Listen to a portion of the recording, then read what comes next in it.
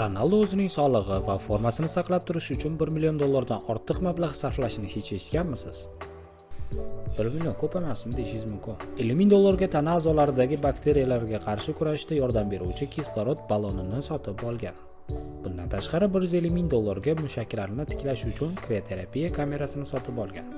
Unga sabab bir kunda ko'p suv ichadi va u har kuni iste'mol qiladigan antioksidant xususiyatlarga ega bo'lgan Ursu mineral suvini ishlab chiqarish biznesini yo'lga qo'ygan. Uning shaxsiy murabbiysi ham bor.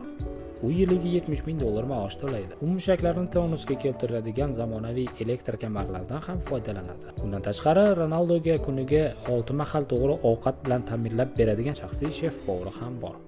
Yiliga esa $100 ming maosh to'laydi. Orada Ronaldo o'zini oila a'zolari bilan qimmat restoranlarda ovqatlanib turishni ham yoqtiradi. Siz buni bilarmidingiz? Ha, aytgancha bu videoni Ronaldo do'stingizga jo'natib qo'yish sizdan chiqmasin.